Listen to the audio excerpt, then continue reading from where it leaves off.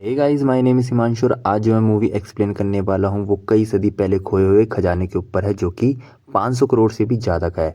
इस मूवी में आपको एक्शन, थ्रिल, एडवेंचर, कॉमेडी और इमोशन देखने को मिलेगा। तो चलिए शुरू करते हैं। सीन दिखाया जाता है जहाँ पे एक ड्रेक नाम का लड़का प्लेन से निकले हुए कार्टन्स में फंसा हुआ है। जैसी उसकी आंखें खुलती है उस पर कुछ लोग हमला कर रहे होते हैं। हमारे ड्रेक भाई साहब उनसे फाइट करते हैं और कार्टन्स की रस्सी टूटने से पहले प्लेन पे चढ़ जाते। लेकिन जैसे ही वो चढ़ जाते हैं सामने से एक रेड कलर की गाड़ी आती है जो कि उन्हें धक्का देती है और धक्का देते ही वो आसमान से नीचे गिरने लग जाते हैं।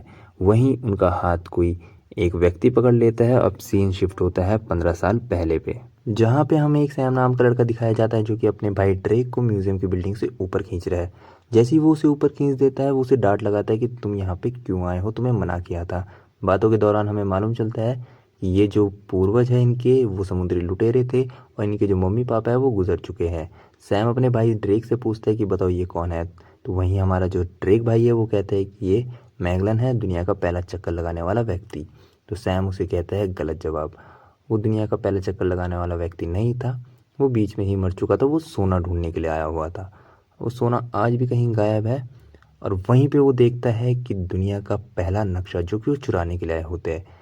जैसे ही वो उसे खोलने की कोशिश करता है वहाँ पे अलार्म बजता है और पुलिस आ जाती है। पुलिस उन्हें अनाथ आश्रम में ले जाती है जहाँ पे वो रहते हैं और कहते हैं कि सिस्टर हम आपकी इज्जत करते हैं इसलिए हम इन्हें यहाँ पे पहले लाए हैं। सिस्टर कहती है कि तुम अपना सामान पैक करो और हमारे ड्रेक भाई साहब को कहती है कि उसे गुड बाय बोल के आओ। वहीं पे हमें मालूम चलता है कि पुलिस उसे ले जाने वाली है, लेकिन सैम भाई साहब जो है खिड़की पे तैयार रहते हैं। ड्रेक आता है, ड्रेक से वो गले मिलता है और कहता है कि मैं ज़रूर वापस आऊँगा और अपने गले का जो लॉकेट है अपने भाई को दे देता है। ये काफ़ी ज़्यादा इमोशनल सीन होता है एज अ ब्रदरहुड। वहीं पे जैसे ही वो खिड़की से चला जाता है सैम भाई साहब को गुड बाय बोलने के बाद ड्रेक काफ़ी ज़्यादा दुखी होता है और वो देखता है कि एक कागज़ पे जो है एक लाइटर लिपटा हुआ है, लेकिन कागज़ पे कुछ नहीं लिखा हुआ। लेकिन वहीं लाइटर को जलाते ही कागज़ के नीचे कुछ लिखा हुआ होता है जो कि होता है कि तुम भूलना मत तुम किनके वंशज हो। अब कहानी आती है प्रेजेंट में न्यूयॉर्क सिटी में, जहाँ पे हमारे ड्रेक भाई साहब जो है वो एक ग्रेट बार टेंडर है। जहाँ पे हमें ये भी मालूम चलता है कि उन्हें काफ़ी ज़्यादा नॉलेज है। एक लड़की आती है जो कि उनसे ड्रिंक मांगती है और हमारे ड्रेक भाई साहब ड्रिंक बनाते बनाते उसका इतिहास बता देते हैं कि 1960 में ड्रिंक आई थी, ऐसे पिया गया था। लड़की काफ़ी शॉक होती है कि मैंने सिर्फ ड्रिंक मांगी थी, इसने इतिहास बता दिया और अपना कार्ड दे के चली जाती है। अब हमारे ड्रेक भाई साहब जो है दुकान के बाहर आते हैं और बाहर के टेबल साफ़ कर रहे होते हैं और लड़की भी वहीं पे बैठी हुई होती है। लड़की जलाने के लिए सिगरेट निकालती है तो हमारे ड्रेक भाई साहब जो है अपना लाइटर निकालते हैं जो कि जलता नहीं है और साथ ही साथ में अपने हाथ की सफाई दिखा के उसका जो ब्रेसलेट है वो मार लेते हैं। और लड़की कहती है शायद तुम्हें अपना लाइटर चेंज कर देना चाहिए। तो वहाँ पे हमारे ड्रेक भाई साहब कहते हैं हाँ लेकिन कभी कभी ये चलता है। वहीं पे हमारे भाई साहब जो है टेबल साफ़ कर रहे होते हैं और टेबल साफ़ करने के दौरान एक व्यक्ति होता है जिसका नाम होता है विक्टर। विक्टर जो है वो ब्रेसलेट हमारे ड्रेक भाई साहब से ले लेता है और कहता है कि अच्छी सफाई दिखाई तुमने अपनी। तो वहीं पे हमारे ड्रेक भाई साहब कहते हैं कि अंकल क्या कह रहे हो, बार वैसे भी बंद होने वाला है, जाइए। तो वहीं पे वो भाई साहब कहते हैं कि मेरे पास एक बहुत बड़ा काम है जो कि हम दोनों को अमीर बना सकता है। तो वहाँ पे हमारे ड्रेक कहते हैं कि अंकल जी शायद आपको ज़्यादा हो गई है, आप निकलो यहाँ से। तो वहीं हमारे ड्रेक भाई साहब जो है उन्हें जाने के लिए कह देते हैं और हमारे विक्टर भाई साहब वहाँ से चले जाते हैं। जैसे ही विक्टर वहाँ से चला जाता है ड्रेक अपनी जेब में देखता है तो वहाँ पे ब्रेसलेट की जगह विक्टर का कार्ड होता है और ये देखकर वो काफ़ी ज़्यादा शॉक हो जाता है। अब हमारे ड्रेक भाई साहब जो है रास्ते में चल रहे हैं, फ़ोन में लगे पड़े हैं और वो एक गार्ड से टकरा जाते हैं। गलती नहीं होती है, ये बहाना होता है। गार्ड से वो चाबी ले लेते हैं और विक्टर के फ्लैट की चाबी से फ्लैट में एंटर कर लेते हैं। जैसे ही ड्रेक एंटर करता है वो देखता है कि सामने वही दुनिया का पहला नक्शा है, जिसे देखकर वो काफ़ी ज़्यादा खुश होता है। और वहीं पे हमारे विक्टर भाई साहब आते हैं जो कि कहते हैं कि आने में काफ़ी देर कर दी। तो वहीं ड्रेक भाई साहब कहते हैं कि तुम्हें पता था कि मैं आऊँगा। तो विक्टर कहता है बिल्कुल, तुम्हारे लिए मैंने ड्रिंक भी रखी हुई है। तो ड्रेक कहता है मेरा ब्रेसलेट दो। तो विक्टर कहता है ड्रॉर में है, ले लो। ब्रेसलेट के साथ साथ वो एक एंटिक पीस भी ले लेता है और वही डिस्कशन होता है नक्शे के बारे में कि मैगलन जो है वो पहला व्यक्ति था जिसने दुनिया का पहला चक्कर लगाया था। लेकिन ये गलत होता है क्योंकि वो स्टार्टिंग में ही मर गया था और उसकी जगह 18 लोगों ने ये चक्कर पूरा करा था। साथ ही उन्होंने सोना भी छुपाया था और उस सोने को ढूंढने में विक्टर चाहता है कि ड्रेक उसकी मदद करे क्योंकि वो उसके भाई का दोस्त होता है। साथ ही हमें ये भी मालूम चलता है कि 2 साल से ड्रेक की और जो सैम है उसकी बात नहीं हुई है और वो गायब हो चुका है।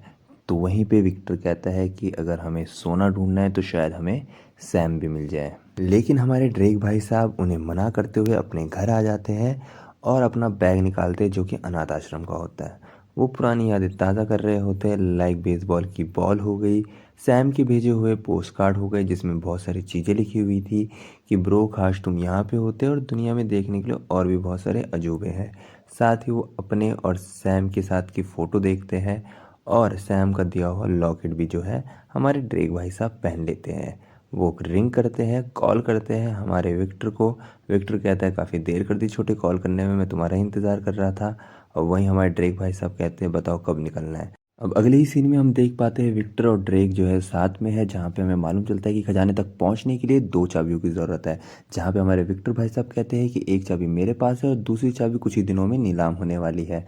साथ ही हमारे ड्रेक भाई साहब कहते हैं कि प्लान क्या है। वहाँ पे हमारे विक्टर भाई साहब बताते हैं कि तुम्हें जो है लाइट गुल करनी है और मैं वहाँ से चाबी लेके आ जाऊँगा। तो ड्रेक कहता है कि हमारा 50-50 है ना। तो वहीं पे विक्टर कहता है तुम बच्चे हो, तुम क्या करोगे इतने सोने का। अगले दिन से तैयारी स्टार्ट हो जाती है, जहाँ पे हमारे ड्रेक भाई साहब जो है उस बिल्डिंग के बारे में पढ़ रहे होते हैं, एक्सरसाइज कर रहे होते हैं और साथ ही जासूसी कर रहे होते हैं हमारे विक्टर भाई साहब की। जहाँ पे हमें मालूम चलता है कि विक्टर जो है पहले एक नेवी मैन था और उसे किसी कारण से वहाँ से निकाल दिया गया है।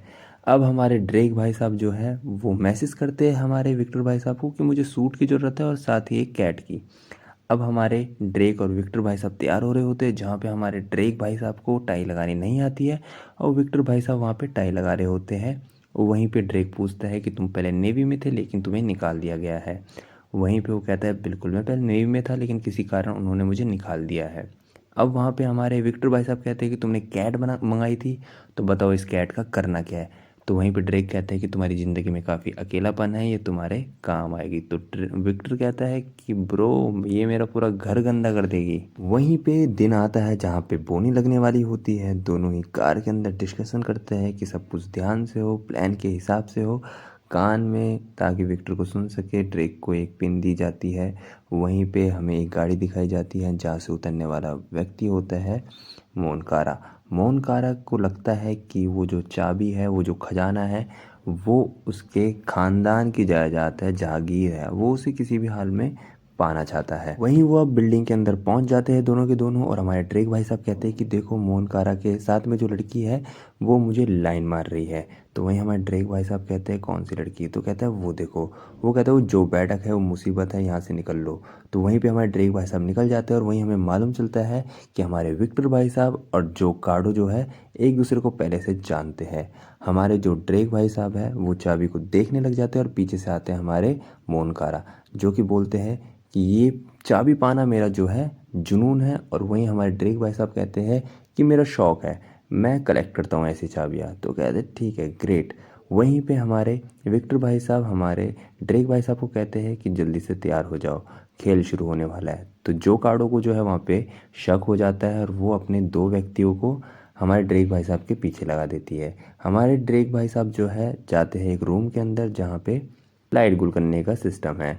बोनी स्टार्ट हो जाती है, बोनी की स्टार्ट में पेंटिंग आती है। देन उसके बाद आता है हमारा चाबी, जो कि $2 लाख से स्टार्ट होती है। और हमारे मोनकारा भाई साहब जो है 2 लाख की बोनी जो है सिलेक्ट करते हैं, डन करते हैं। लेकिन वहीं हमारे विक्टर भाई साहब को बोनी के बीच में आना था, कहीं उसे हमारे मोनकारा ना खरीद ले। लेकिन हमारे विक्टर भाई साहब पे पैसे नहीं होते हैं।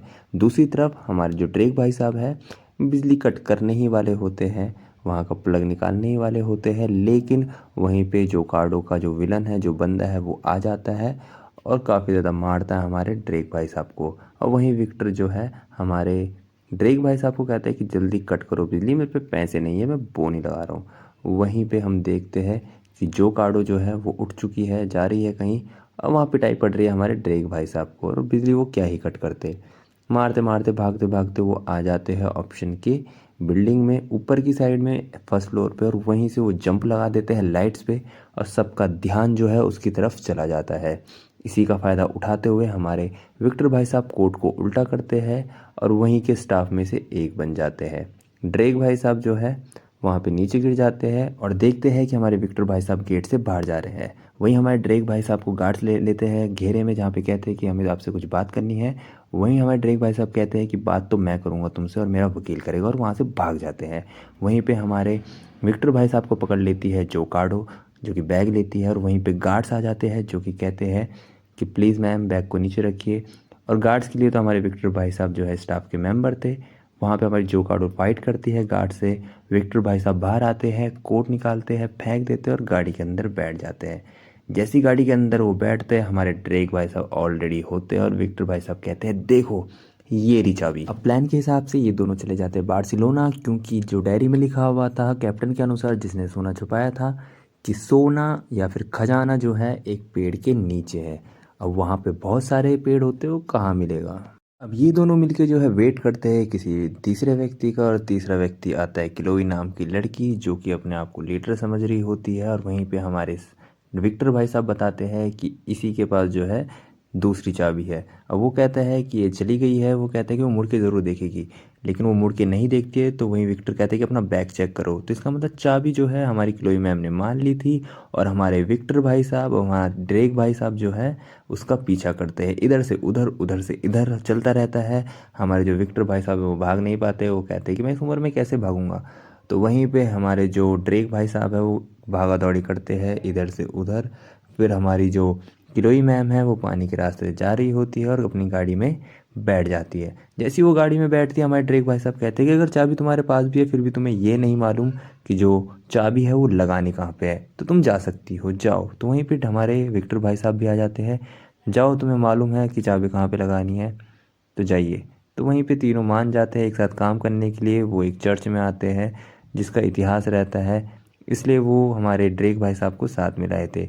दूसरी ओर जो हमारे विलन है मोरकारा, वो अपने बाप से गुस्सा होते क्योंकि उसने सारी की सारी अपनी जायदाद डोनेट कर दी थी। वहीं हमारे जो मेन विलन है वो जोकार्डो से कहते हैं कि शायद मुझे किसी और को काम पे रखना पड़ेगा।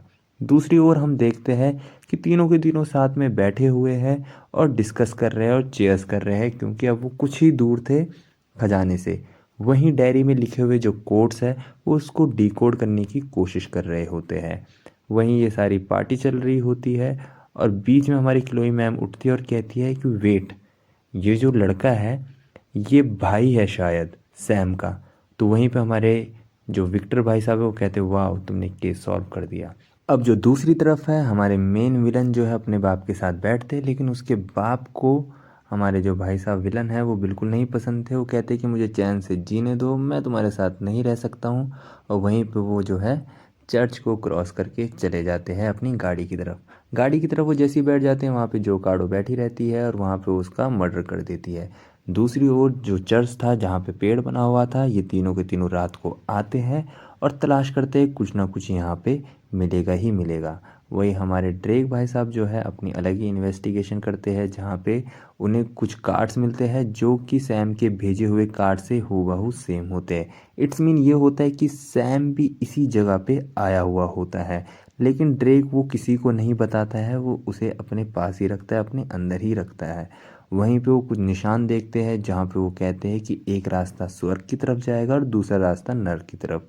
तो इसका मतलब ये होता है कि यहाँ पे दो चाबियाँ हैं, तो यहाँ पे एक पार्टनर ऊपर की ओर जाता है और दूसरा पार्टनर नीचे की ओर। तो ये कैसे होगा वो हम आपको आगे बताएंगे। वहीं पे वो कुछ सिंबल्स देखते हैं जिसकी तरफ से हमारे ड्रेक भाई साहब एक बटन प्रेस करते हैं, और वहीं पे हमारी जो गॉड मैरी की मूर्ति होती है वो थोड़ी सी टेढ़ी हो जाती है, खिसक जाती है। तो वहीं पे हमारी क्लोई मैम भी कहती है कि शायद ये मैरी की जो मूर्ति है वो टेढ़ी हो चुकी है।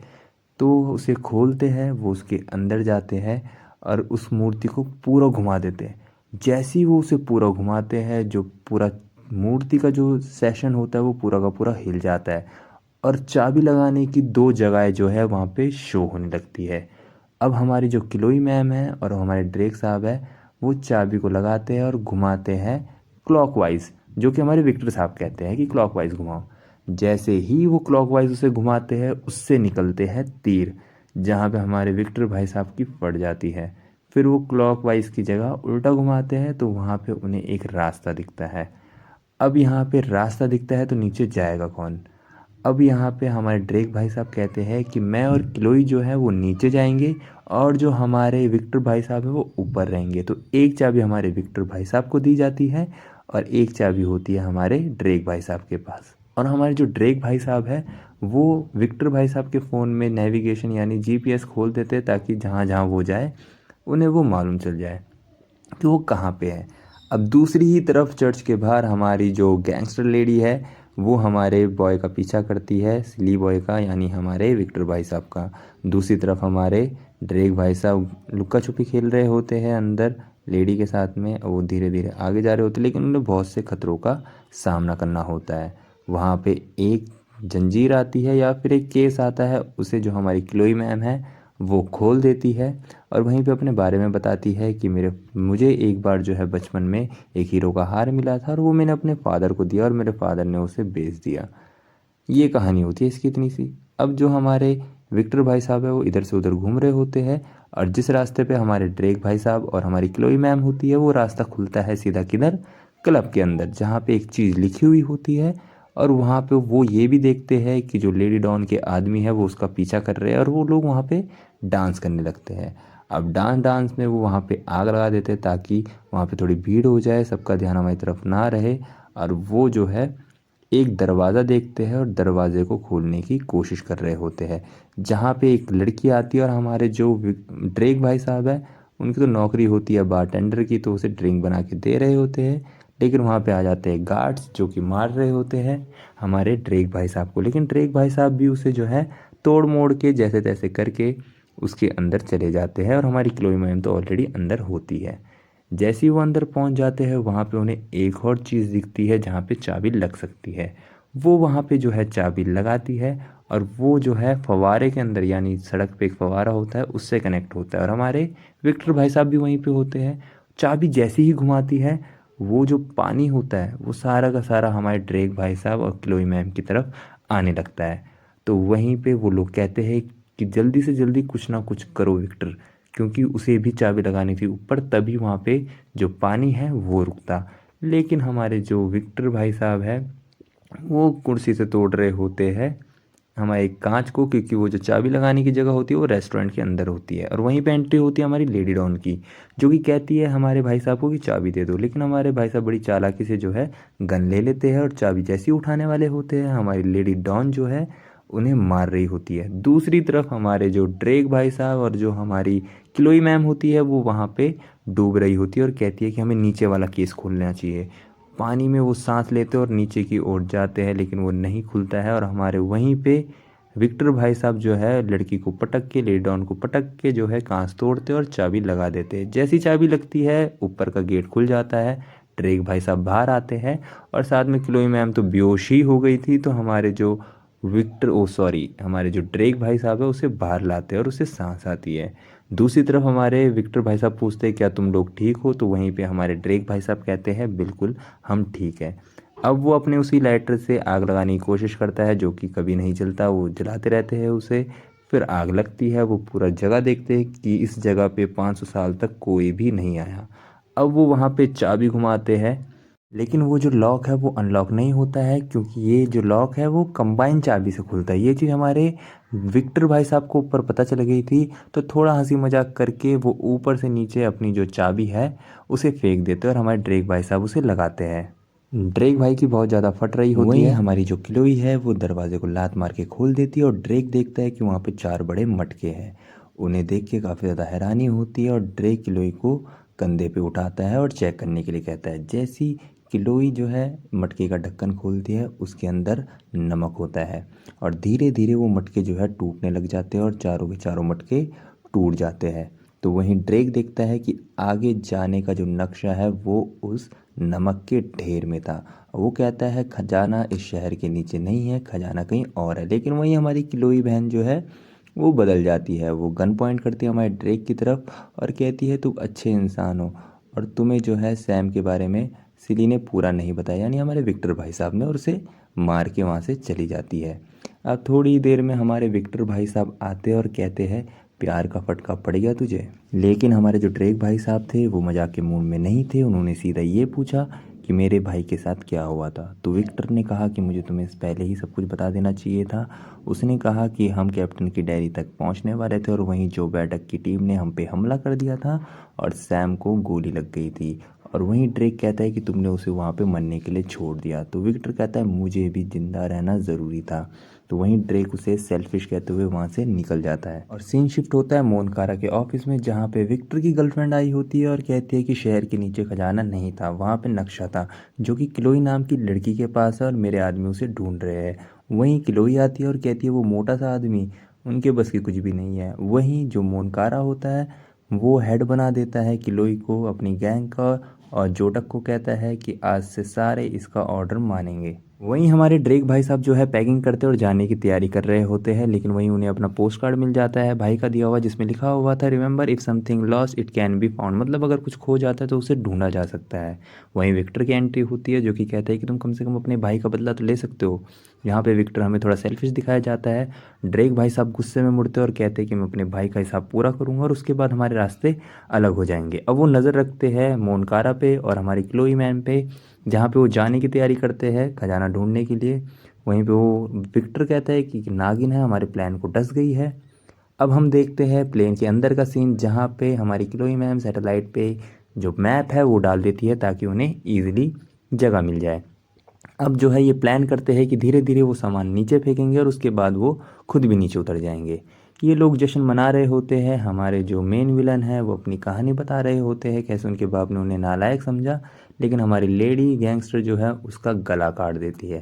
इसका मतलब ये दोस्तों कि जो बैटक जो है वो इसमें मेन विलन है। वहीं हम देखते हैं कि लड़की खो चुकी है, भाग चुकी है और हमारे जो दो भाई साहब है वो गाड़ी के अंदर है। अंदर आते वक्त वो देखते हैं कि हमारे जो मेन विलन है उनका गला कट चुका है और वो प्लेन से जो है नक्शे को पैक करके जा रहे होते हैं। आगे की साइड देखते हैं हम कि विलन की टोली है, लेकिन हमारे ड्रेक भाई साहब को जो है जोश चढ़ता है। वो कहते हैं कि तुमने मेरे भाई को मारा ना। तो वहाँ पे जो बैठक है वो हैरान हो जाती है और वहाँ पे वो एक रस्सी को खींच देता है जिससे सारा सामान नीचे गिरने लग जाता है। यहीं पे थोड़ी सी फाइटिंग होती है, गोलियां चलती है और हमारे ड्रेक भाई साहब का पैर जो है एक कार्टन में फंस जाता है। जी हाँ दोस्तों, ये शुरू का सीन है जो कि आपने देखा था। फाइट होती है वहाँ पे और वहीं पे लड़की होती है जिसको पकड़ लिया जाता है। लड़की भी वहाँ पे फाइट करती है, गोलीबारी चल रही होती है, लड़की पे एक गोली बजती है। वो गाड़ी का जो है शीशे पे मारती है, शीशे पे मारती हुई उसके अंदर बैठती है और उसी टाइम पे हमारे ड्रेक भाई साहब जो है वो ऊपर आते हैं और हमारी किलोई मैम जो है उन्हें टक्कर दे देती है। वहीं पे क्लोई कहती है कि तुम मेरा पीछा कब छोड़ोगे, पैराशूट कहाँ है। तो कहती पैराशूट मेरे पे भी नहीं है। ड्रेक कहता है मेरे पे भी नहीं है। वो कूदते हैं कार्टन की तरफ, कार्टन पे लगा हुआ होता है पैराशूट। वहीं पे क्लोई कहती है कि जल्दी से इसे खींचो ड्रेक। ड्रेक उसे खींचता है और हमारे जो पैराशूट है वो खुल जाता है। टक्कर बहुत ज़ोरदार होती है। ये सीन जो है सबसे बेस्ट सीन है। अब ये दोनों के दोनों जो है पानी में होते हैं। अब दूर समुद्र में सिर्फ यही लोग होते हैं, जहाँ पे क्लोई कहती है कि मैं तुम्हें सॉरी नहीं बोलने वाली हूँ। ड्रेक कहता है कोई बात नहीं। अब दूर ही में क्लोई को एक बीच दिखता है जहाँ पे ये दोनों पहुँचते हैं। अब पहुँचने के बाद वहाँ पे जो ड्रेक है वो विक्टर का कार्ड मान लेता है और वहीं से पेमेंट करता है। दूसरी तरफ हम देखते हैं कि जो हमारी जो बैठक है वो पहुँच चुकी है अपने एरिया में जहाँ पे उन्होंने पूरी तैयारी कर रखी थी। और दूसरी तरफ हमारे जो ड्रेक भाई साहब है होटल के अंदर जो है अपने भाई के भेजे हुए पोस्ट कार्ड देखता है, क्योंकि उसमें कुछ ना कुछ छुपा हुआ था। क्योंकि बचपन में ये लोग जो है ऐसे ही गेम खेलते थे, कागज़ के अंदर कुछ लिखा हुआ होता था लेकिन वो दिखता नहीं था। पूरी रात हो जाती है, ड्रेक ढूंढता रहता है, क्लोई को नींद आ जाती है, वो वहाँ से चली जाती है। ड्रेक जो है एक पोस्ट कार्ड के नीचे देखता है जला के, तो वहाँ पे कुछ चीज़ लिखी होती है और वहाँ पे क्या लिखी होती है वो हम आपको बताते हैं। वो होता है the key are your compass, यानी जो चाबियाँ है वही कंपस है। तो उस चाबियों को खोलता है, उसमें एक पिन निकलती है और नक्शे पे दो पॉइंट्स होते हैं। वो दोनों पॉइंट्स में वो कील मारता है और जैसे ही उन दोनों पॉइंट्स को वो मिलाता है वहीं पे हमें मालूम चलता है कि खजाना कहाँ पे है। अब हमारे ड्रेक भाई साहब जो है दिमाग से काम लेते हैं, दिल से नहीं। वो एक जो है कोड लिखते हैं और ये जो कोड होते हैं ये गलत कोड होते हैं और ये कोड गलत क्यों होते हैं वो हम आगे बताएंगे। दूसरी तरफ हमारी जो मैम है लेडी डॉन, वो आ जाती है अपने आइलैंड पे खजाना ढूंढने के लिए और दूसरी तरफ हमारी जो क्लोई है वो उठ जाती है ड्रेक से पहले और जो लिखे हुए कोड होते हैं उन्हें लेके वो वहाँ से फरार हो जाती है। और ड्रेक उठता है और ड्रेक देखता है कि क्लोई ने यहाँ पे कुछ चिट्ठी भेजी है जहाँ पे लिखा हुआ है कि मैं तुम्हें पसंद करती हूँ। यानी ड्रेक को मालूम था कि क्लोई ऐसी हरकत करने वाली है और वो वहाँ पे गलत कोड छोड़ देता है और सही कोड वो अपनी बोतल के अंदर रखता है। प्रैंक हो गया यहाँ पे क्लोई मैम के साथ। वहीं पे हमारी जो लेडी डॉन है वो हमारे ड्रेक भाई साहब को दूसरे आइलैंड से देख लेती है कहीं और जाते हुए और वो उसका पीछा करती है। तो ड्रेक भाई साहब पहुँचते हैं एक गुफा के अंदर जहाँ पे उन्हें दिखता है कि यहीं पे लोकेशन है। पानी के अंदर होते हुए वो उस एरिया को पार करते हैं और वहाँ पे उन्हें दिखती है शिप जिसके अंदर खजाना होता है। वो वहाँ पे चढ़ जाते हैं और अंदर आते हैं हमारे विक्टर भाई साहब जो कि बताते हैं कि मैंने ऐप अभी भी ओपन कर रखा है इसलिए तुम्हारी लोकेशन मिल गई। तो वहीं पे ड्रेक कहता है कि तुम्हें ये चाहिए था, ये लो, तुम ले जाओ इसे। साथ ही ड्रेक ये भी कहता है कि मैं ये जो खजाना है अपने भाई के साथ में ढूंढना चाहता था लेकिन तुम मेरे साथ में हो। दूसरी तरफ हमारी जो लेडी डॉन है वो एंटर कर जाती है केव के अंदर और वहीं पे दोनों हमारे हीरोज छुप जाते हैं। वहाँ पे हमारे लेडी डॉन के लोग आते हैं और हमारे जो हीरोज़ है वो हमारे शिप के अंदर होते हैं बेसमेंट में। वहीं पे हम देखते हैं कि वो शिप को जो है उठाने की तैयारी कर रहे हैं हेलीकॉप्टर की मदद से। और हमारे जो ड्रेक भाई साहब है वहाँ पे बरसों पहले की जो ड्रिंक है वो पीते हैं। अब वो कहते हैं कि चलो इनकी बैंड बजा देते हैं। अब ये दोनों के दोनों जो है वहाँ से बाहर आते हैं और हमारी लेडी डॉन जो है उन शिप को बाहर निकालने की तैयारी कर देती है। शिप हवा में होती है हेलीकॉप्टर से और वहीं पे हमारे जो भाई साहब लोग हैं वो आ जाते हैं बाहर जहाँ पे काफ़ी ज़्यादा फाइटिंग सीन होती है। हमारे जो विक्टर भाई साहब है वो भी फॉर्म में आ जाते हैं और हमारे जो ड्रेक भाई साहब है उन्होंने तो पी रखी थी। अब यहाँ पे दोनों की जो है जोड़ी दिखाई गई है कि भाई ना होते हुए भी भाई की जैसे एक्टिंग कर रहे हैं। अब प्लान ये होता है, विक्टर कहता है कि मैं ऊपर जो है हाईजैक कर रहा हूँ हेलीकॉप्टर को ताकि हम ये सोना ले जा सके। और वहीं पे हमारे जो ड्रेक भाई साहब है वो बन जाते हैं नकली जैक स्पैरो जहाँ पे सबको ऑर्डर दे रहे होते हैं। दूसरी तरफ हमारे विक्टर भाई साहब जो है खतरों से खेलते हैं, हेलीकॉप्टर के अंदर एंटर करते हैं और हेलीकॉप्टर अपने कब्जे में ले लेते हैं।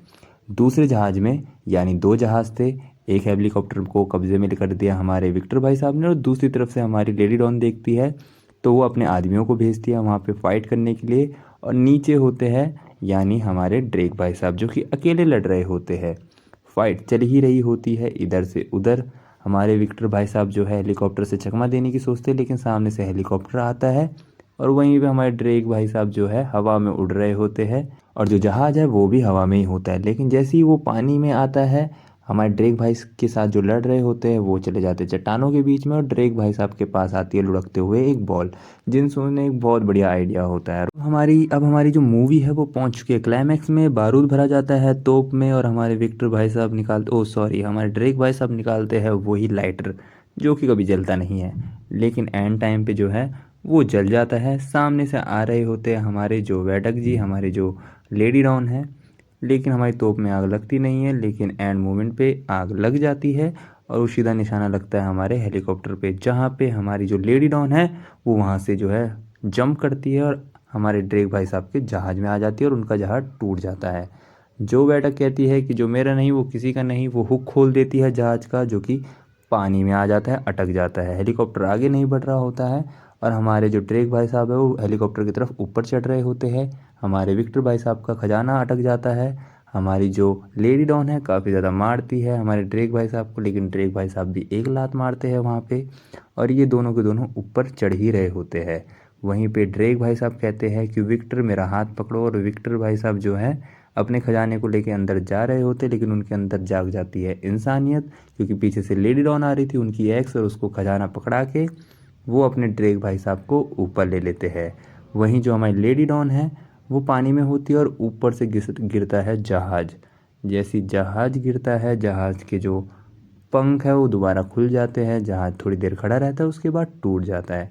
अब हमारे ड्रेक भाई साहब कहते हैं कि चलो हम डुबकी मार के खजाना निकाल लेते हैं लेकिन विक्टर भाई साहब कहते हैं कि अब ये जो खजाना है वो फिलीपींस गवर्नमेंट वहीं हमारे ड्रेक भाई साहब जो है कुछ इमोशनल वर्ड कहते हैं एज अ ब्रदर लेकिन हमारे जो विक्टर भाई साहब है वो कुछ भी नहीं सुन पाते, फिर हेडफोन देते हैं और हमारे ड्रेक भाई साहब कहते हैं चलो अब चलते हैं। अब हमारे विक्टर भाई साहब नीचे देखते हैं तो हमारी किलोई मैम पूरे समुद्र में अकेली घूम रही होती है और वहाँ पे हमारे जो ड्रेक भाई साहब कहते हैं कि उसने मेरे कोट चुराए थे जो कि गलत थे और वहाँ पे किलोई कहती है हरामी और वहीं पे हमारे जो विक्टर भाई साहब है वो हंसते हैं। लेकिन ड्रेक भाई साहब हमारे विक्टर भाई साहब को जो है जेब में रखा हुआ कुछ सोना देते हैं जहाँ पे जो है हमारे विक्टर भाई साहब बहुत ही खुश हो जाते हैं कि और दो। फिर हमारा ड्रेक एक और निकालता है, फिर वो कहता है और दो, फिर एक और, फिर और दो। फिर हमारी बबल गम निकलती है जहाँ पे हमारे विक्टर भाई साहब उसे नीचे फेंक देते हैं।